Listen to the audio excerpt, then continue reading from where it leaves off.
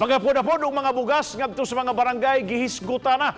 Alang sa dugang detalye, adunay live update si Fee Marie Dumabok. Fem!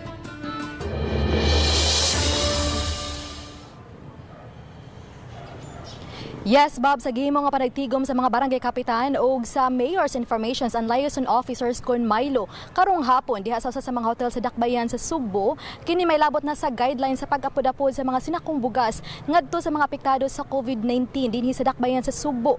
Nahitabo ang panaglalis tali sa mga barangay kapitan o sa uban pang mga Milo at tubangan mismo ni Mayor Edgardo Labella. Nahitabo kini human ni Mando ang mayor nga mohimo og listahan sa mga labing kabos nga mga mulupyo sa Dakbayan, mga way trabaho ug kadtong mga kawani nga no work no pay. Mato ni Labella nga ang kapitan ug ang Milo mag-andam sa ilang mga listahan ug i-validate sa City Social Welfare and Services aron itandi sa talaan sa 4Ps nga beneficiary. Apan nitabuan tinubagay tali sa mga kapitan ug sa mga Milo, human misugyot ang mga kapitan nga ihatag sa Milo ang listahan aron sila ang muusa o mo-consolidate. Out the Milo, ang City Hall maka-provide man sa assistance kay like pagsunog dito sa mga pag-December, ang DSWS was coordinating with me and nahatag man ang financial assistance. Hanggang Mayo, ang tanan na lista iagi sa barangay, and then ang taga Milo mo ani sa barangay mo hatag sa lista atong i-consign. Atong baliho na siyo.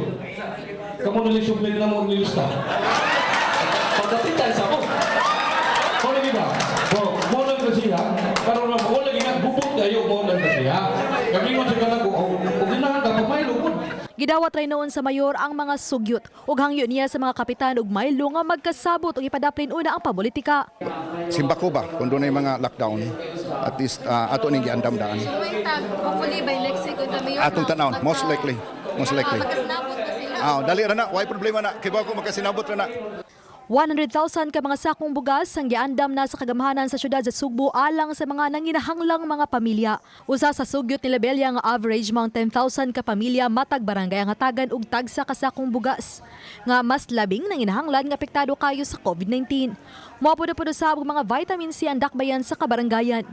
Samtang karong hapon, gihimo ang ikatulong hugna sa pag-disinfect sa mga nagkadayang lugar sa Dakbayan sa Sugbo. Ang mga nag-disinfect ang mga sakop sa City Disaster Team.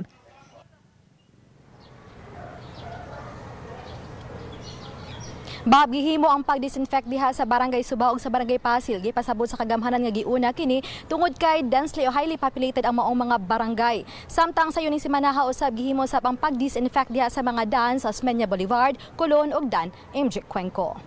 Bob? Sabot-sabot pa lang, gubot na Fem, mag-unsa na gyud kahaginig hatagay.